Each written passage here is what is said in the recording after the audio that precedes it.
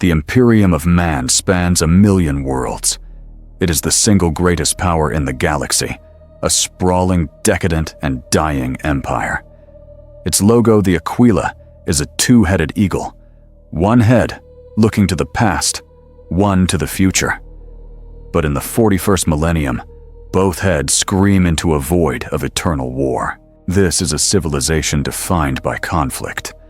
The Astra Militarum, billion strong, holds the line against a tide of aliens and heretics.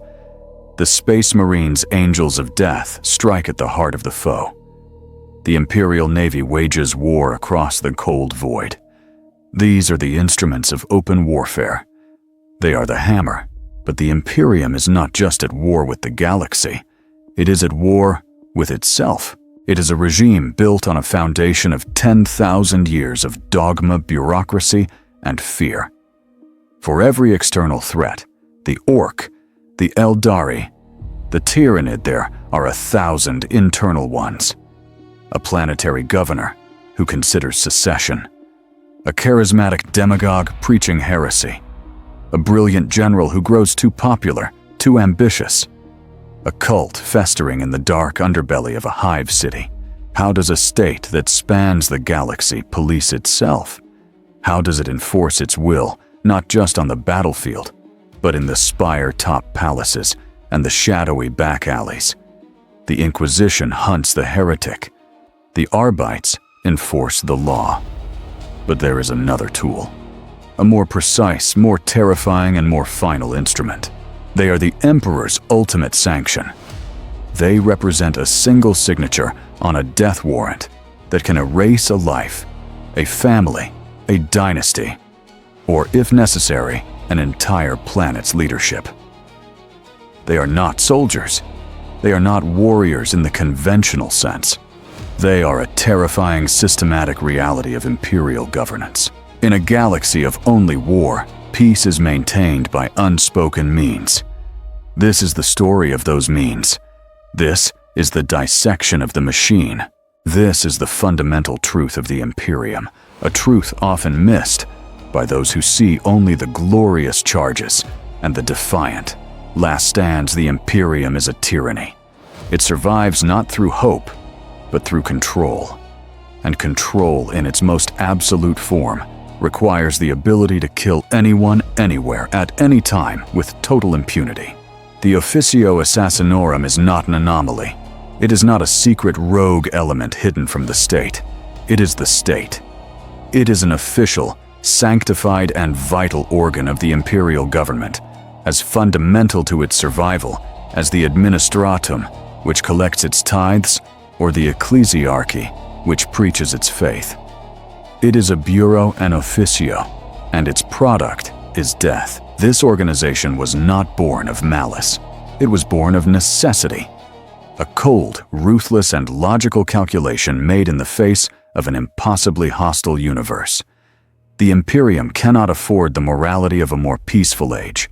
It cannot allow dissent to fester. It cannot permit rivals to rise. The cost of a single ambitious governor declaring independence is not just a lost world. It is a breach in the wall, a gap in the fortress that will let the howling terrors of the galaxy flood in. The price of rebellion is a civil war that could doom 1 billion souls. And so the High Lords of Terra, the masters of mankind, sanctioned the creation of a scalpel to excise the tumor before it can spread. They created an organization dedicated to the art of political murder. They took the base and primal act of killing and refined it, industrialized it, perfected it. They separated it into 4 core philosophies, 4 great temples of death, each specializing in a unique and horrifying method. This is not a story of heroes. It is a story of tools, of human beings systematically broken down, remade, and hollowed out to become the perfect weapons. They are given no choice. They are allowed no identity. They exist to serve a single chilling purpose. The very existence of the Officio Assassinorum is the ultimate admission of the Imperium's nature. It is a confession written in blood that the only way to hold humanity together is through the systematic application of terror. The shadow it casts is not a flaw in the system. It is the system's most essential component, but this raises the most terrifying question of all. When you create a weapon that can kill anyone, a governor, a cardinal, a high lord himself, who precisely holds the leash, from the sprawling darkness of the galaxy, our investigation must turn to the seat of all power. The throne room, the palace. We must look to the masters of this mailed fist, the cold, calculating minds who sit upon the Assassinorum Imperialis on Holy Terra. I have walked the halls of the Assassinorum Imperialis. You imagine grandeur, gold and marble and light. No, the air is cold, recycled. It smells of ancient dust and ozone. The light is weak, filtering through armored glass so thick it suffocates the sun. The only sound is the echo of your own footsteps and the distant heavy thud of the great gates. This is the seat of power. It is a tomb that rules a galaxy. Here the high lords of Terra convene. There are 12 of them, the masters of the fleets, the tithes, the faith, the law. They are not people. Not really. Not anymore. They are institutions given human form. They are the living embodiment of the imperial machine. They argue over logistics that will doom 1 billion souls or save 10 billion more. They debate fuel quotas for crusades. They sanction the purging of entire sectors. I have carried the data slates for these meetings. I have stood in the shadow of the doorway feeling the cold press in. The weight of their authority is physical. It's a pressure in your chest that makes it hard to breathe. They are the state, and the state is absolute. But there is one chair often empty that even they look at with respect. A cold respect, a sliver of fear. The chair of the Grand Master of Assassins. We do not have a name for the Grand Master. The title is all there is. It is a position, not a person. A function. We, the functionaries, the aides, the scribes. We trade rumors. Some say the Grand Master is a collective. Some say a machine spirit. Some say the chair itself is empty, a symbol of a power that answers to no one. They are wrong. There is a Grand Master. I have seen the orders. Signed not with a name but with the Officio's sigil. A skull marked with a single bloody eye. This is the individual who holds the leash. The High Lords control the armies. But the Grand Master controls the scalpels. The weapons that can slip past armies. The Grand Master is the High Lord's guarantee against each other. Their final terrible insurance policy. The mailed fist hidden inside a velvet glove inside a shadowy room. It is the power to say no to anyone, even to a High Lord. This is the great unspoken terror of Terra. The Imperium has 2 shadows, 2 secret police. The Inquisition and the Officio. The Inquisition hunts the heretic. It hunts the thought. It seeks to cleanse the soul. It is a sprawling, fractured beast of 1,000 different minds, all pulling in different directions. They are fire. They are paranoia. They are faith turned into a weapon. The Officio is different. It is cold. It is precise. It is unified. It doesn't hunt the soul. It hunts the body. It doesn't care what you believe. It only cares what you do. And if the High Lords decree that what you do is a threat, you are removed. We learn not to speak of the relationship between the two. The Inquisitor and the Assassin. They are 2 apex predators circling the same kill. Sometimes they cooperate. A Lord Inquisitor may request the Officio's services if the price is right. But mostly they ignore each other. A professional courtesy. An Inquisitor can burn your soul. An assassin can simply stop your heart.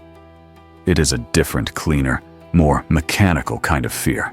The Inquisition brings the terror of the sermon, the pyre, the public execution.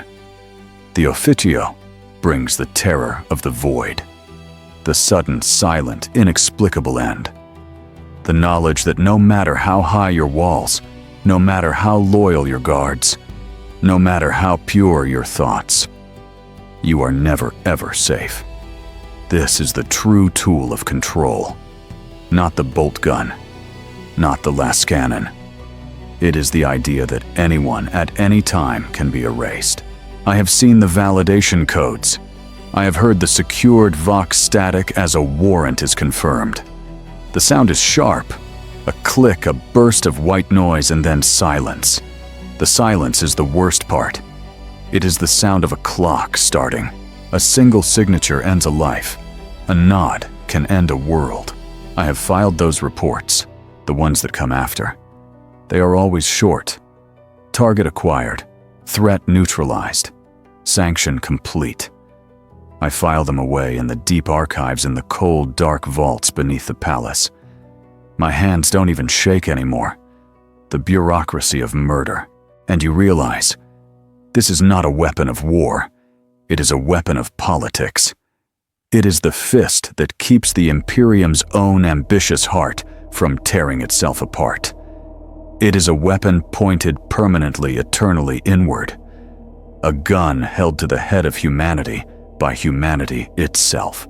The question is never if it will be used, only where it will be pointed next. And who exactly trains the monsters who pull the trigger?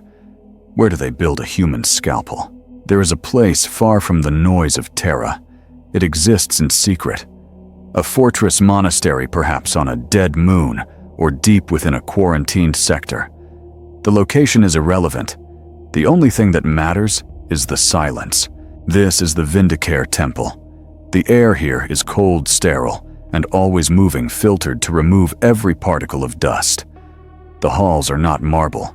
They are gunmetal gray, sound dampened, and lit by cold blue light. There are no echoes, no voices. The only sound you are permitted to hear is your own breathing and your own heartbeat. And you are trained to control both. I have seen the training logs, the tithe records from the Shola Progenium. They do not recruit. They select. They look for the orphans of imperial heroes, the children raised on duty and loss. They find the ones with a specific kind of mind, the patient, the meticulous, the ones who can sit still for days, the ones who feel no passion, only focus. They take these children and they begin the process. They break them. They are taught that the individual is a lie. There is only the mission. They are taught that the body is a tool, a firing platform. It must be perfected. Their muscles are augmented. Their bones are reinforced. Their eyes are replaced with optics that can see in spectrums you cannot imagine. They are taught to enter a state of suspended animation, to slow their own heart, their own breathing, their own metabolism until they are barely alive. They become statues, living gargoyles, waiting. The Vindicare philosophy is simple. One shot, one kill. There is no room for error. There is no second chance. To miss is not just failure. It is heresy. It is a betrayal of the temple, the Officio, and the Emperor himself. This creed is burned into them, not with words, but with pain and repetition and sensory deprivation. They spend weeks in total darkness assembling their rifle by touch alone. They spend months in environments of extreme heat or Arctic cold or crushing vacuum, holding a single firing stance. If they move, they are punished. If they complain, they are culled. There are no dropouts from the Vindicare Temple. There are only graduates, and there are graves. They are trained to become one with their weapon. The Exodus rifle. It is not merely a gun, it is a work of art, a holy relic. Each one is handcrafted by the temple's own artisans. Each one is a unique masterpiece of death. The ammunition is a closely guarded secret. There are rounds that can penetrate a tank's armor, rounds that fragment into a cloud of micro-needles bypassing personal shields, rounds that phase through cover rematerializing inside the target's skull, rounds that deliver a neurotoxin so potent it kills the target before they even hear the sound of the shot. The Vindicare must know them all. He must select the perfect bullet for the job, as the ancient phrase goes. He is the bullet until the moment he pulls the trigger, and then there is the patience. This is their greatest weapon. A Vindicare does not run. He does not charge. He waits. He will spend weeks infiltrating a war zone, moving only inches at a time, disguised as rubble or a corpse or a shadow. He will find his perch, his nest, and he will wait. He will wait for days, for weeks, for months. He will not eat. He will not sleep. He will enter his trance, his body cooled, his heart slowed to a crawl. He will watch his target through his scope. He will learn their habits, the way they walk, the way they breathe, the small nervous twitch in their left eye. He will come to know the target better than their own lover, and he will feel nothing. No hatred, no anger, no remorse, only focus. He waits for the one perfect moment. The moment the target steps into the light. The moment their shield flickers. The moment they pause to take a drink. The moment. It may last only half a second. But for the Vindicare who exists in a slowed state of perception, that half second is an eternity. And in that eternity, the final mantra is spoken. The catechism of the kill. It is not a prayer. It is a sequence, a function. I breathe out. I aim. I kill. The rifle cracks a dry, flat sound that is instantly lost in the wind. Miles away, a tyrant falls. A rebellion dies. A war ends before it began. The Vindicare is already gone. He has faded back into the shadows, a ghost of gunmetal and silence. His mission is complete. Perfection. But what happens when the target cannot be seen? What happens when the enemy isn't a single person, but an idea? What happens when the target is hiding behind the face of a friend? I've read the file on Governor Vlorn. Case reference 991 Delta. Vlorn was the ruler of a subsector, a vital forge world. He was popular, charismatic. He began to believe the sector would be better off without the imperial tithe. He called it liberation. The administratum called it heresy. A full-scale invasion would have taken years. It would have cost billions of lives and destroyed the very forges the Imperium needed. The High Lords chose a different solution. They sent one Vindicare. The file contains the planning. It is not a battle plan. It is a biography. They knew everything about Vlorn, his mistresses, his private fears, his favorite brand of amasec. They knew his schedule. They knew that on the anniversary of his ascension, he would address the people from the high balcony of his spire palace. He would stand in the open for exactly 90 seconds. His balcony was 3 miles from the nearest adjacent spire, separated by a canyon of toxic smog. He would be protected by a refractor shield, a field of energy designed to stop any conventional attack. A worthless gesture. The file details the infiltration. The assassin-designated operative chalice was inserted via orbital drop 10 weeks before the address.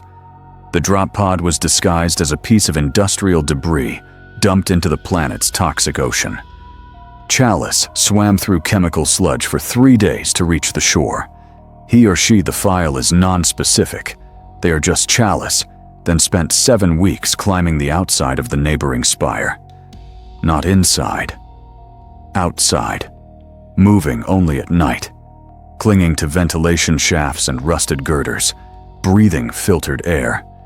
The file notes a storm winds of 200 miles per hour. Chalice did not move for 4 days. Just clung to the metal, a spider in the hurricane. Finally, Chalice reached the nest, a condemned ventilation shaft 3 miles across from the target, and waited.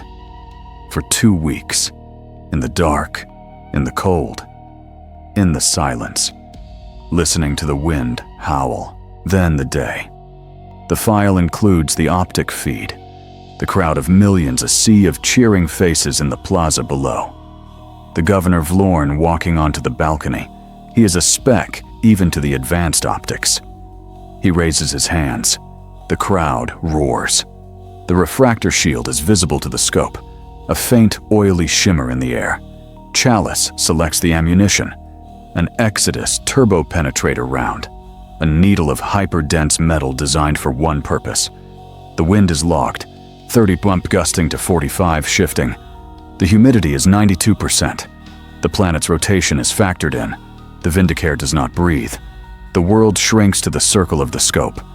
The red dot is not on Vlorn. It is 10 feet to his left, compensating for wind and distance. Target acquired.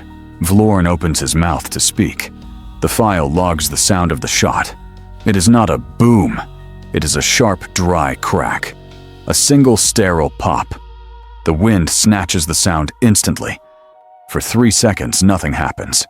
The optic feed is perfectly still. Then Vlorn's head vanishes. Not an explosion. It simply ceases to exist. The oily shimmer of the shield flickers and dies. The round had punched through it as if it were paper. The Governor's body stands for a full second, a statue. Then it falls. The file records the aftermath. The silence. 1 second. 2. Then the roar of the crowd changes. It is no longer a cheer. It is a scream. A single planet-wide sound of panic. The rebellion died on that balcony. It didn't bleed out. It was decapitated. A Vindicator does not just kill a person. They kill hope. They kill an idea. They remind the galaxy that there is no escape. There is nowhere to run. There is no wall high enough. The Emperor's gaze is long, and his aim is perfect. The file on Chalice ends there. No report on the exfiltration. They are not expected to return. They are simply expected to succeed. They are a bullet. Once fired, the case is irrelevant. But what if the target is not a man on a balcony? What if the target is not a person, but a system? What if the only way to kill the heresy is to become the heretic?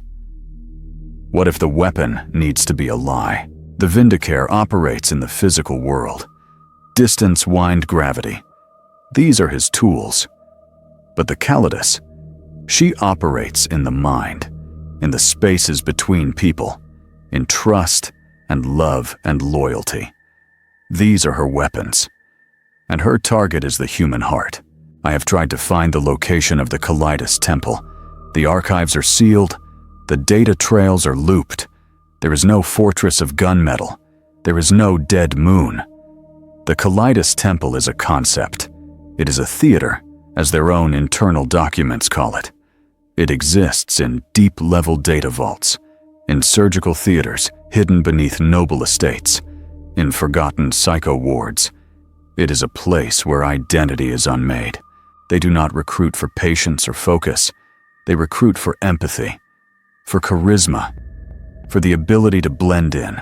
They find the chameleons, the socialites, the actors, the spies, the orphans who learn to survive by becoming whatever the situation demanded. They take these gifted broken people and they shatter them completely. They are taught that the self is a lie, that identity is a mask, that you are just a collection of mannerisms, habits, and memories, and all of it can be rewritten. Their memories are scoured. Their faces are surgically altered again and again until they cannot remember their original features. They are subjected to psycho-indoctrination so severe that they become blank slates, empty vessels. And then the temple pours the new identity in. This is the art of the Calidus, not just to mimic a person but to become them. They will spend a year learning to be a target's bodyguard. They study recordings, the way he coughs, the way he favors his left leg, the precise cadence of his voice when he is angry. They memorize his childhood memories, his first kiss, his deepest fear. They are given his face, his voice, his mannerisms. And then the original is removed. The Kalidas steps in, and no one ever knows. Their primary tool is polymorphine. It is not a simple drug. It is a psychoreactive mutagenic compound. It is a liquid nightmare. I have seen the bio reports. When injected, it unlocks the user's genetic structure.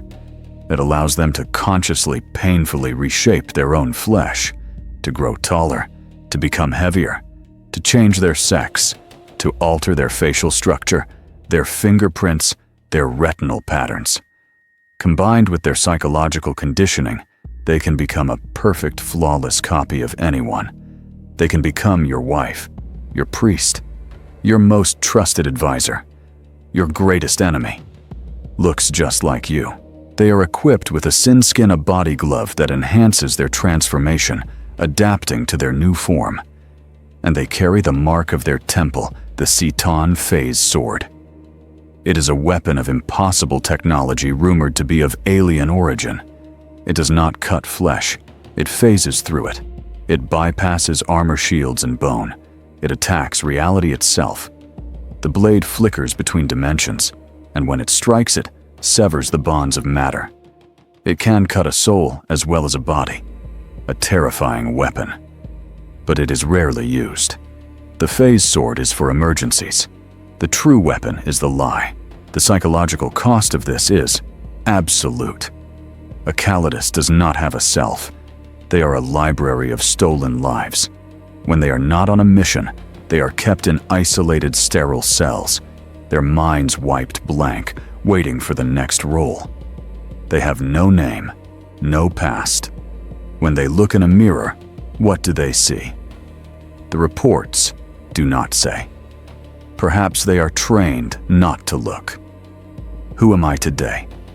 The question is their only creed. This is the true terror of the Kalidas. The Vindicare kills a man from a mile away. You see the result. You understand the threat. The Kalidas. She lives among you for years. She eats at your table. She listens to your secrets. She holds your hand. She is the perfect infiltration. She does not just kill the target. She dismantles their life. She ruins their legacy. She turns their allies against each other. She poisons the entire system from within, with the one thing the Imperium cannot fight: doubt. Anyone, anywhere, at any time could be one of them. Your friend, your brother. Me. But how do you kill a monster? You have become. What happens when the mask sticks? What happens when the lie is so perfect the assassin forgets she is lying? And what happens when the lie fails? What happens when the infiltration is not enough? What do you send when the only message you need to send is pure, undiluted, screaming terror? Let us examine a mission that is not recorded in the public histories. The administratum logs will refer to it only as the Haxian Tithe Correction. The internal Officio file is coded Poisoned Dynasty. The target was not a single man, it was a bloodline. The Haxian dynasty had ruled their subsector for 2 millennia. They were wealthy, powerful, and in their isolation they had become proud. The Lord Governor was old. His heir, a charismatic populist named Lyra Haxias, had begun to speak of Haxian independence. She preached a localized version of the Imperial Creed one that placed loyalty to her family above loyalty to Terra. A Vindicare could kill her, but it would only make her a martyr. Her followers would ignite a civil war. The High Lords required a solution that was not only final, but silent. They needed to destroy the dynasty from within. This was a task for the Kalidas. The file details the death of Operative 8081. The assassin's former self, a male operative who had completed 3 prior missions, was psychologically dismantled. His memories were archived, his personality erased. A new identity was constructed. Valerius. The original Valerius was a distant cousin of the Haxian line, a reclusive scholar who had supposedly died en route to a monastery. The Officio had arranged his disappearance. Operative 881, now physically and mentally transformed into Valerius, was inserted into the Haxian court. A lost relative returned to the fold.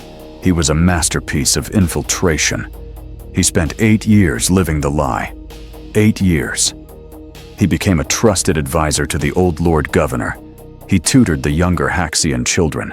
He became the confidant, the dearest friend, and eventually the secret lover of the heretical heir, Lyra Haxius. He shared her bed. He listened to her secret plans.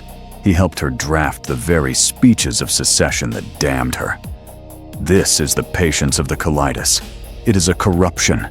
It is the ultimate violation of trust. The operative's reports, filed monthly via coded astropath, are chilling in their clinical detachment. He details her fears, her hopes, her private treasonous words, all while maintaining the persona of her devoted partner. The mission climaxed on the eve of the secession announcement. The Haxian palace was in celebration. Lyra Haxios was triumphant. She and Valerius were alone in her private chambers overlooking the capital. The log is sparse on the details of the kill itself. It was not a bomb.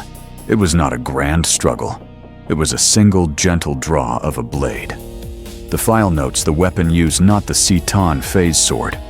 It was a simple, poisoned stiletto, a gift Valerius himself had given her a year prior. A quiet gasp, a single small sound, the sound of a dynasty ending. I was her closest friend. I was her love. And I will be her death. This was the confirmation Vox click sent by Valerius. He did not flee. He staged the scene to look like a suicide born of the shame of her heresy. He then used his position as her trusted advisor to discover a web of conspirators, her real followers, and handed them one by one to the local Arbites. He oversaw the transition of power. He systematically, surgically dismantled her entire movement, using the very trust she had given him. He remained in the Haxian court for another full year, ensuring the new loyalist governor was secure. Only then was Operative 881 exfiltrated. He was returned to the temple, his mind wiped clean of Valerius, ready for the next role. The Haxian dynasty was broken. The sector was saved. No one ever knew the assassin had even been there. This is the power of the Kalidas. Not a quick death, but a slow, methodical destruction. A weaponized betrayal. But this subtlety, this patience, it is a luxury. What happens when subtlety fails? What happens when the Imperium does not want to excise a tumor, but to cauterize a wound? What if the message must be loud? What if the message is terror? We must now turn from the silence of a poisoned room to the roar of a beast. The Vindicare is a scalpel. The Kalidas is a poison. The Eversor is a bomb. A living, screaming, bioorganic bomb. It is the end of subtlety. It is the death of precision. It is the physical, visceral, liquid-hot expression of the Imperium's rage. I have seen the biologs. I have accessed the forbidden medicae files of the Eversor Temple. It is not a temple. It is a laboratory, a charnel house, a factory that produces monsters. They do not recruit for patience or empathy. They recruit for fury. They find the psychotics, the berserkers, the death world savages who were born with a fire in their blood. They find the souls who feel nothing but rage. And then they weaponize it. They are not trained. They are grown. The recruits are broken down, rebuilt. Their bodies are pumped full of a terrifying cocktail of combat stimulants, hyperadrenalines, and synthetic mutagens. Their bones are laced with ceramite. Their muscles are grafted with vat-grown cords. Their nervous systems are rewired, turning pain receptors into triggers for more aggression. They are not men anymore. They are biological engines of destruction. Between missions, they are not kept in cells. They are kept in cryogenic stasis. Floating in glowing green vats, their minds held in a chemically induced coma. They are not alive. They are waiting. They are weapons on a rack, kept on ice, until it is time to unleash them. When the sanction is given, they are not woken up gently. They are activated. The combat drugs flood their system. Their heart rate explodes, hitting 200 beats per minute. Their blood becomes a toxic slurry of stimulants. Their mind, it does not awaken. It ignites. There is no thought, no plan, no self. There is only the target and the rage. A primal, bottomless, world-ending rage. They are given their tools. The Executioner pistol, a hybrid bolt and needle weapon that fires hypervelocity armor-piercing shells and toxic darts. The Neuro Gauntlet, a glove lined with power fields and hypodermic needles capable of punching through a tank's hull or injecting a cocktail of flesh-dissolving acids. And the Sin Skin, not for disguise but for war. It is laced with ablative armor and more stimulants, more pain blockers. But the most terrifying weapon is their own body. They are inhumanly fast, inhumanly strong. They do not feel pain. They do not feel fear. They do not stop. They will tear through walls. They will rip apart armored soldiers with their bare hands. They will run through bolt gun fire and not even slow down. Their only purpose is to kill the target. And everyone. And everything. Between them and the target. This is the purpose of the Eversor. It is not assassination. It is terror. It is a message. When a governor is killed by a Vindicator, the message is, you are not safe. When a dynasty is ruined by a Kalidas, the message is, you cannot trust anyone. When an Eversor is deployed, the message is your entire world is condemned. The Eversor is not sent to kill one person. It is sent to kill a command structure, a barracks, a palace, a bunker. It is sent to kill the target, his guards, his advisors, his family, his pets, and the building they are all in. Fear is my message. Death is my answer. The sound of an Eversor deployment is not silence. It is the sound of alarms, of screaming, of a vox-distorted inhuman roar that shatters glass. It is the sound of metal ripping, of bones breaking. It is the sound of total, unrestrained slaughter. And there is one final horrific detail. The failsafe. The Eversor's own biology is a weapon. If the mission is compromised, if the assassin is finally impossibly brought down, it triggers a bio-meltdown. The cocktail of chemicals in their body detonates. The assassin explodes with the force of a plasma bomb, consuming everything within a city block in a flash of chemical fire. Who can survive such an attack? The answer is simple. No one. Not the target. Not the guards. And not the assassin. The Eversor is a one-way trip. It is a life burned in a single glorious, horrifying flash. A scream, and then sudden absolute silence. But what if the enemy is not made of flesh and blood? What if the target cannot be shot or lied to or even blown apart? What if the enemy is a thought? What if the enemy is a soul? What do you send to kill a demon? The sanction was for Cardinal Dumont. He was the religious leader of an entire hive city. And he had turned. He had begun preaching a new faith, a gospel of the tender God, a front for a chaos cult that was rotting the city from the inside out. His private guard, the Sons of the Imperium, were gene-bulked fanatics. His cathedral was a fortress. The Inquisition could have laid siege. It would have taken months, cost thousands of Imperial Guard lives, and turned the city into a war zone. The High Lords did not have months. The Officio file is coded Red Hour. They deployed one Eversor. The insertion was not subtle. It was a torpedo fired from a void ship that punched through the planet's atmosphere and the cathedral's 5-meter-thick adamantium roof. It was not a drop pod. It was an impact. It landed in the central nave in the middle of a heretical service. For a moment there was silence, just a smoking 10-meter-long metal coffin. The Sons of the Imperium leveled their laser guns, and the coffin hissed open. The Vox logs from the cathedral's security network are just sound. First, a single high-pitched shriek, the sound of the cryostasis failing and the combat drugs hitting the assassin's heart. Then a roar. Not human. A distorted electronic howl of pure, undiluted hatred. Then the alarms. A city-wide alert. Then the screaming. The audio feed is a wall of noise. Lasts fire, so much of it like a billion angry insects. And underneath it the steady, rhythmic thump, thump, thump of the executioner pistol. The roars of the suns turned to screams. The Eversor did not fight them. It passed through them. The security pict feeds are corrupted, just flashes of red light and static. You see blurs of motion, a black silhouette inhumanly fast. You see the suns firing into the dark, and then you see the dark firing back.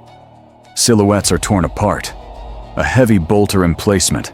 The pict feed just shows the gun being ripped from its mount and thrown through a wall. The assassin did not use doors. It made its own. The Cardinal was in his sanctum, a panic room 300 meters below the nave. The Eversor was not looking for him. It was following him. The logs track its progress. Floor 1 nave, 300 heretics, neutralized in 45 seconds. Floor 2 barracks, 150 suns, neutralized in 2 minutes. The sound here is just metal ripping. Floor 3 command center, neutralized. Floor 4 the sanctum vault. The pict feed from inside the vault shows Cardinal Dumont. He is praying. He is screaming. The vault door is 6 meters of solid steel. It shudders. Once, it shudders again. A dent the size of a man appears in the center. The metal shrieks as it is torn open like paper. The black silhouette of the Eversor stands in the doorway. It is covered in something. It is not moving. It just stands there. The Cardinal raises his hands. The pict feed cuts to static. The audio feed records one last wet sound, and then silence. Mission complete. But the mission was not just to kill Dumont. The mission was to purge the heresy. The log from the Imperial Guard stationed on the city perimeter is just one line.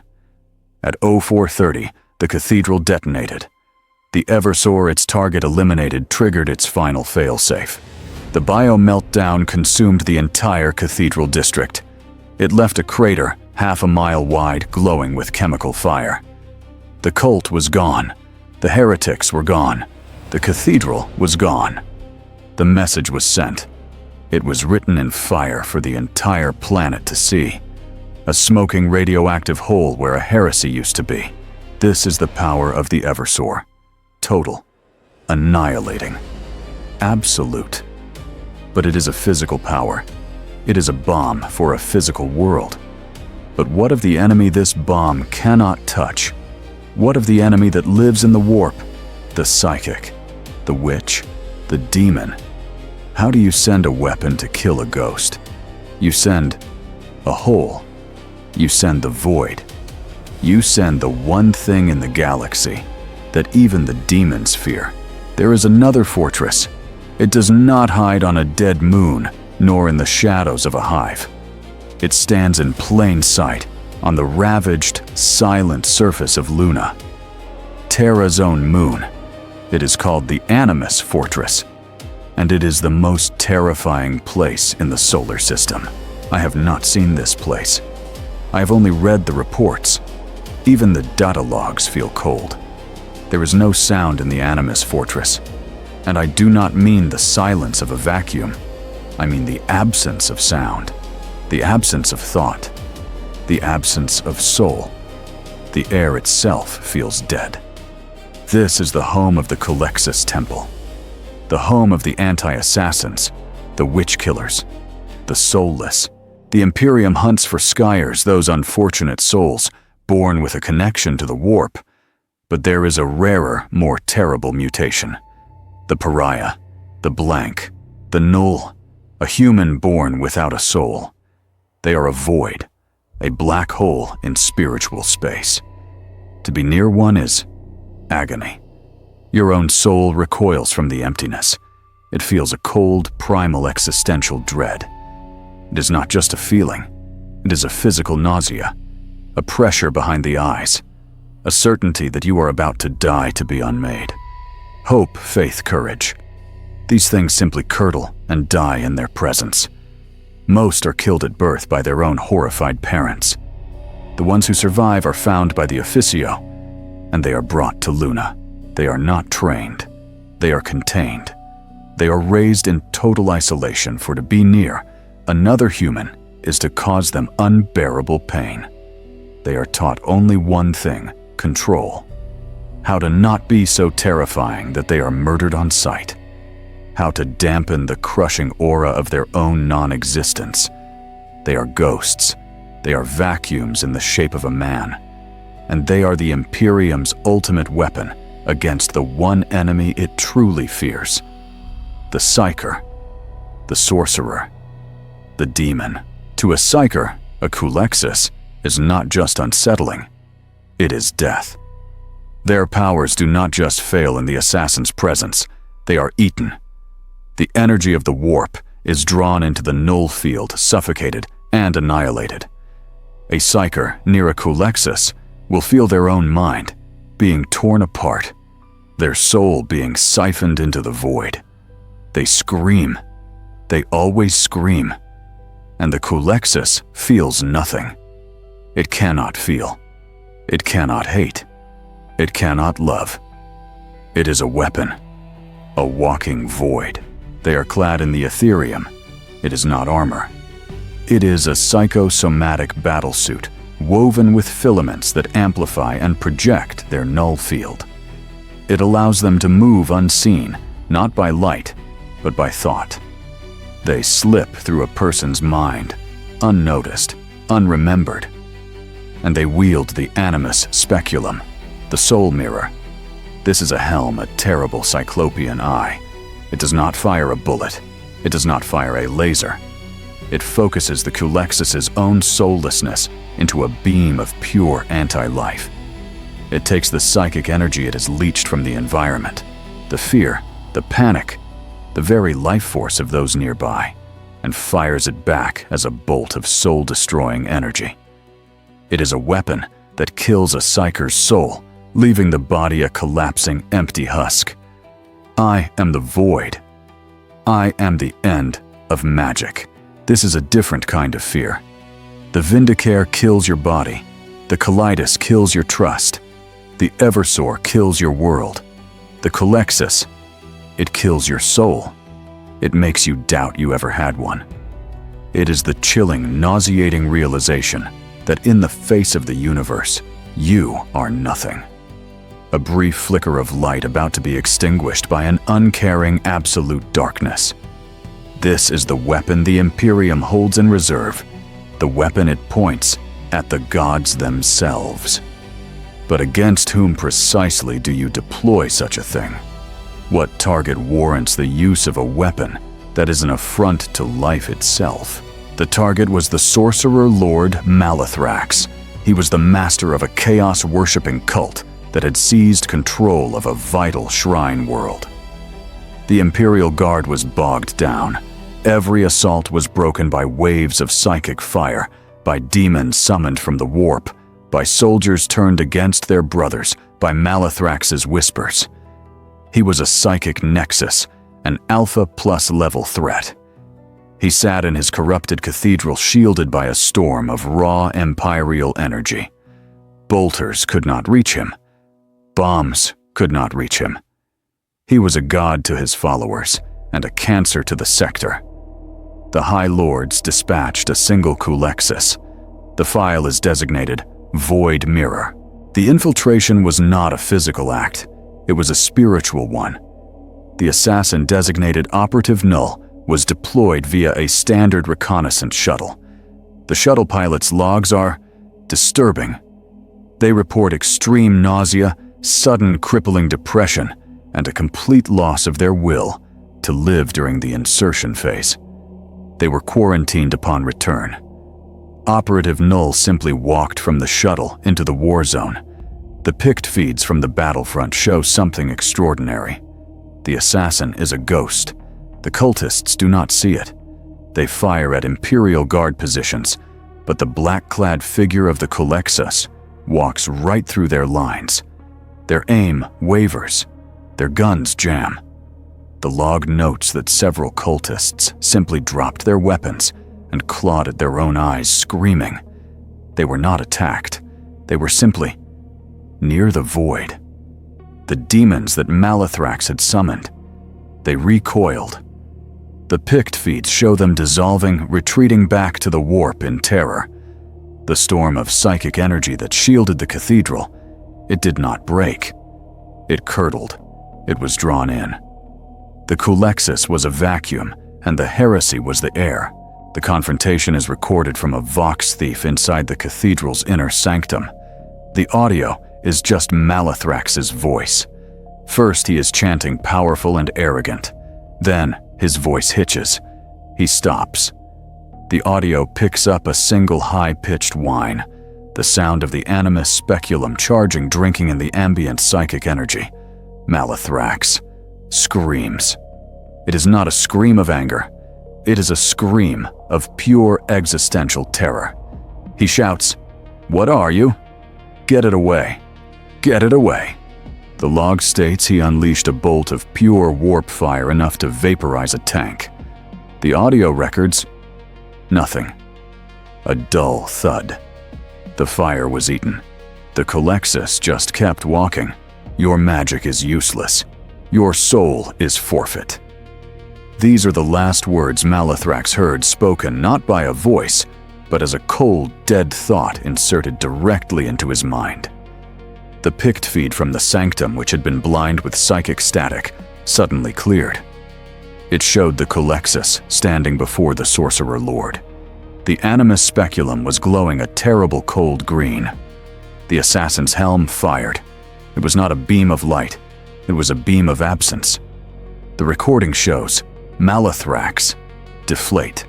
His power, his life, his very soul was ripped out of him and fired back in a devastating, annihilating loop. He did not burn. He did not explode. He simply ended.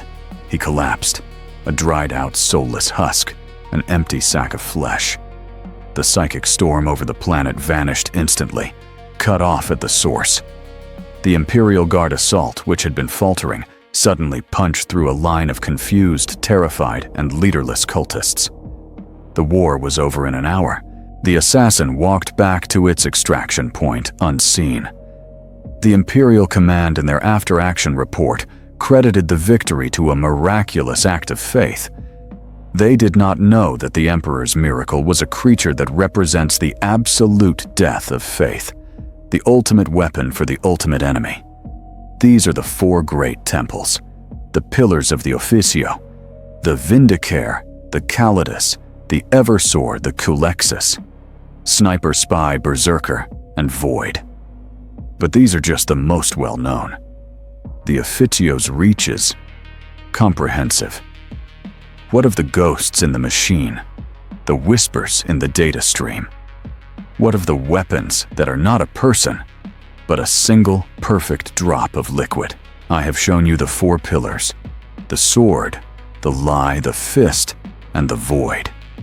You believe this is the extent of the Officio. You are wrong. The Officio. Assassinorum is a bureaucracy, and a bureaucracy is above all thorough. It has anticipated every eventuality. It has departments for forms of death you cannot even conceive of. The four great temples are for war. The minor temples, they are for control. Consider the Temple Vanus. There is no fortress. There are no weapons. The Vanus Temple is a network of data augurs, infosmiths, and Logius engineers. Their assassins are not people. They are information. A Vanus operative does not kill a man. He kills his reputation. He will insert a single line of false code into a Forge World's output log, bankrupting a noble house. He will alter a fleet's navigation data, sending it crashing into a warp storm. He will discover a heretical data cache in a loyal priest's private library, condemning him to the pyre. The Vanus assassin is a ghost in the machine, a whisper in the data stream.